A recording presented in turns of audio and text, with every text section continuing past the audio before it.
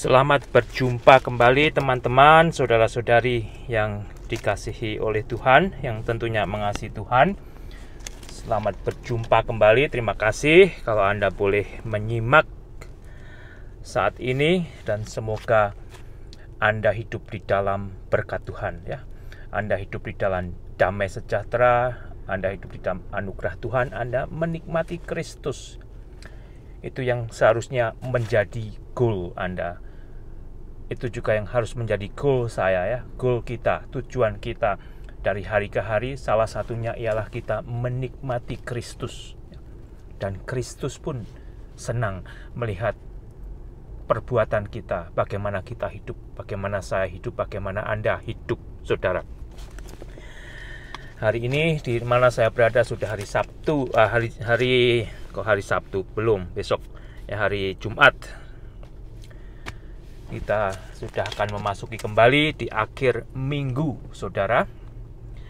Saya hanya rindu untuk mengkuatkan diri saya sendiri, mengkuatkan diri Anda sebagai saudara seiman, karena kita yang berada di dunia ini, kita masih berada di medan peperangan ya. Pertempuran kita bukanlah melawan darah dan daging, tetapi melawan pemerintah penguasa angkasa, yaitu setan iblis sendiri yang bekerja di dalam banyak hal ya, yang ingin membuat kita yang sudah percaya, lebih-lebih saudara yang sudah menjadi Kristen, terjatuh dan kalah, dan mereka yang belum percaya kepada Yesus, untuk mereka tidak percaya. Saudara, puji kepada Tuhan ya, kalau Anda sudah mentaati Allah dan sadar hanya melalui Allah di dalam anugerah-Nya yang sudah diberikan kepada kita di dalam Yesus Kristus, kita bisa diampuni dosanya.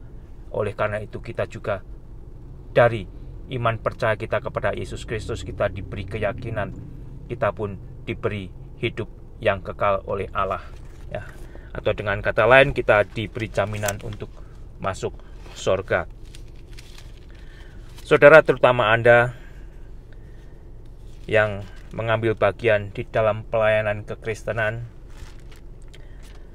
saya mau katakan selamat, Anda mengambil satu pilihan yang indah di mata Tuhan, saudara.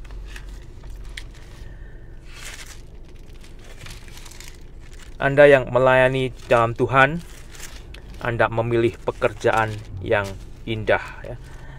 Tetapi bukan berarti Anda juga akan lebih mudah. Anda mengerti, Anda menyadari mengapa Anda mengambil bagian di dalam pekerjaan pelayanan Kristen. Karena Anda mau lebih mencemplungkan diri Anda ya, di medan pertempuran, di garis depan ya, untuk menjadi pejuang bagi Kristus.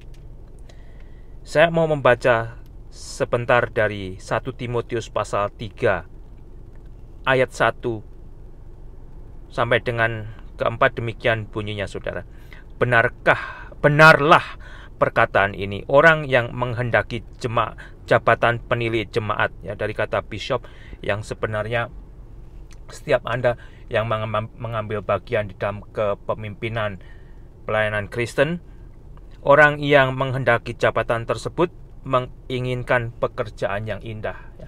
Jadi Anda tidak salah, saudara, tetapi sadarilah Anda menempatkan diri di jajaran depan ya, untuk berjuang bagi Kristus.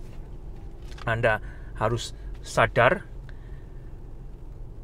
Anda mengambil jabatan pelayanan bukan untuk ego Anda ya, bukan untuk emosi Anda, bukan untuk istilahnya pamer, tetapi untuk menjadi pejuang Kristus ya.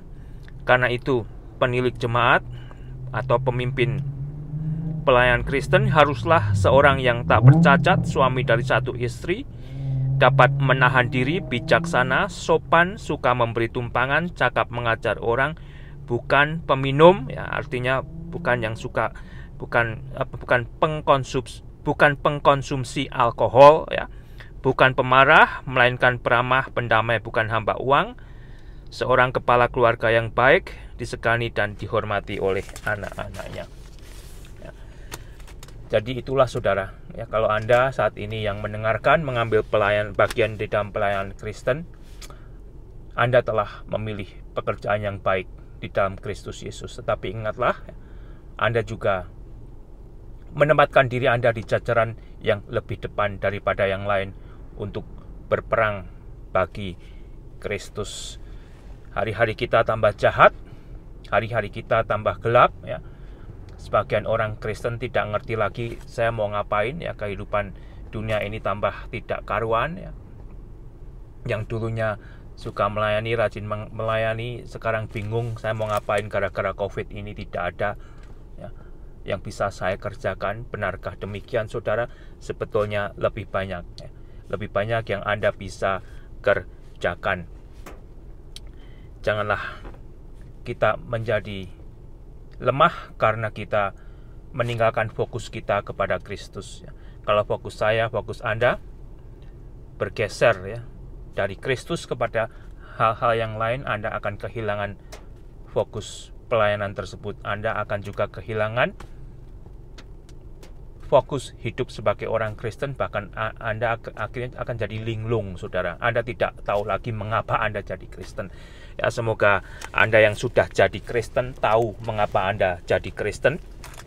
Ya, entah Anda yang Katolik, yang Protestan, ya, yang Pentakosta, dan yang sebagainya, saudara. Yang utama, ketahuilah mengapa Anda jadi Kristen, sehingga Anda akan hidup di dalam kekristenan Anda sesuai dengan Kristus. Kristus adalah kepala gereja, gembala gereja. Jadi pendeta Anda, pastor Anda, saudara, ya, pemimpin gereja Anda itu nantinya bertanggung jawab kepada Kristus, karena Kristus Yesus adalah pemimpin utama daripada jemaatnya. Jemaat Yesus Kristus adalah gereja-gereja yang oleh Yesus Kristus sendiri dianggap sebagai jemaatnya yang sesuai, yang menturuti ajaran daripada Yesus sendiri. Karena Anda pada hakikatnya akan menemukan gereja-gereja yang tidak menuruti Yesus, ya. Gereja yang menjalankan pelayanan atas nama kekristenan dengan semaunya sendiri, ya. Mengapa gereja Kristen ada, saudara? Karena disitulah kita ditebus oleh Yesus. Gereja Kristen yang dikepalai oleh Yesus ada.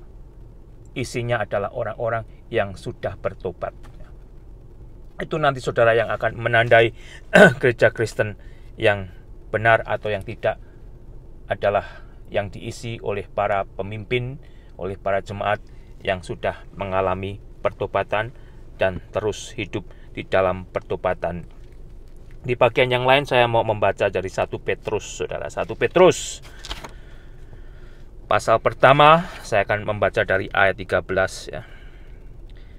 Sebab itu siapkanlah akal budimu, waspadalah dan letakkanlah pengharapanmu seluruhnya atas kasih karunia yang dianugerahkan kepadamu pada waktu penyataan Yesus Kristus. Sehingga kembali saudara kita melalui firman Allah yang dituliskan oleh Petrus yang masih berbicara sampai saat ini, kita diingatkan agar kita senantiasa menyiapkan akal budi kita untuk waspada, untuk meletakkan pengharapan kita seluruhnya atas kasih karunia, ya, yang sudah diberikan Allah kepada kita di dalam penebusan Yesus Kristus yang akan digenapi, dijadikan sempurna ketika kita berjumpa dengan Yesus. Ya, ketika Yesus datang menjemput jemaatnya. Hiduplah sebagai anak-anak yang taat, saudara. Jadilah saya sebagai anak-anak Tuhan yang taat. Anda juga jadilah orang Kristen yang taat, saudara. Itu isinya, hiduplah sebagai anak-anak yang taat dan jangan turuti hawa nafsu yang menguasai kamu pada waktu kebodohanmu. Ya, banyak orang Kristen yang membodohkan diri di weekend, di akhir pekan, saudara, dengan perbuatan yang memang benar-benar terkadang bodoh, sehingga ada karena kebodohannya tidak bangun lagi, ya, dia meninggal. Itu sangat menyedihkan, tragis. Jadi saudara, kalau Anda hamba Tuhan mengambil bagian di dalam pelayanan, hati-hatilah di weekend itu banyak sekali. Lebih hebat tantangannya. Sadarilah saudara, ya, jadi Anda tidak terjerat di masa kebodohan tersebut. Hiduplah sebagai anak-anak yang taat dan jangan turuti hawa nafsu yang menguasai kamu pada waktu kebodohanmu. Ayat 15, tetapi hendaklah kamu menjadi kudus di dalam seluruh hidupmu.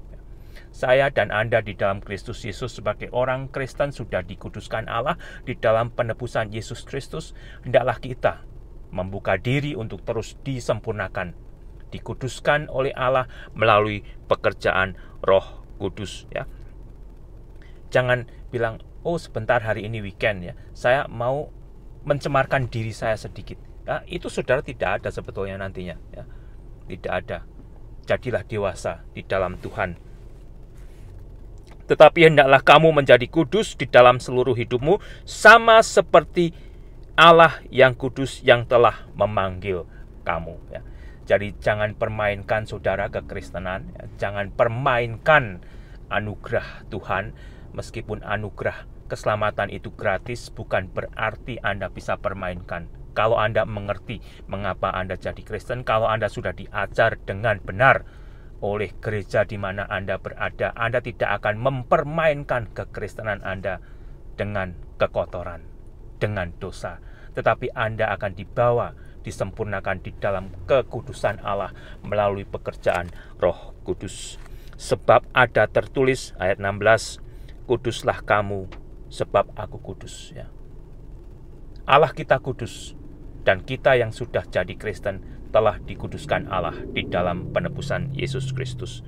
Oleh karena itu, hendaklah kita pelihara kekudusan yang Allah sudah berikan kepada saya dan Anda. Dan jika kamu menyebutnya Bapa, yaitu Dia yang tanpa memandang muka menghakimi semua orang menurut perbuatannya, maka hendaklah kamu hidup dalam ketakutan selama kamu masih menumpang di dunia ini, ya.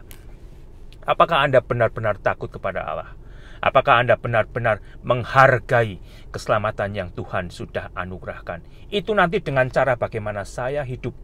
Itu nanti Anda ekspresikan dengan cara bagaimana Anda hidup, saudara, dari hari ke hari, ya. Bukan hanya kalau Anda di gereja saja, bukan hanya kalau Anda melayani saja, saudara, ya.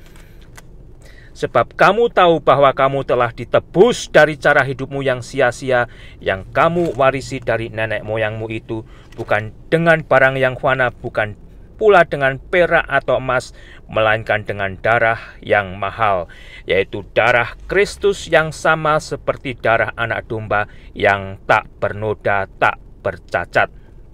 Yesus telah dipilih sebelum dunia dijadikan, tetapi karena kamu baru menyatakan dirinya pada zaman akhir, oleh Yesuslah kamu percaya kepada Allah yang telah membangkitkan Dia dari antara orang mati, dan yang telah memuliakannya sehingga imanmu dan pengharapanmu tertuju kepada Allah. Saudara, kembali kita diajar oleh firman, tanpa iman kita tidak bisa menyenangkan hati Tuhan. Dan iman yang menyenangkan hati Tuhan adalah iman yang selaras, ya, yang selurus dengan Kristus. Selamat menikmati kekristenan Anda, selamat menikmati akhir pekan, ya. Biarlah kehidupan Anda menyenangkan hati Tuhan, dan Tuhan pun dipermuliakan melalui kehidupan kita, dan semoga orang lain akan tertarik untuk datang kepada Yesus karena kesaksian hidup saya dan Anda. Tuhan memberkati.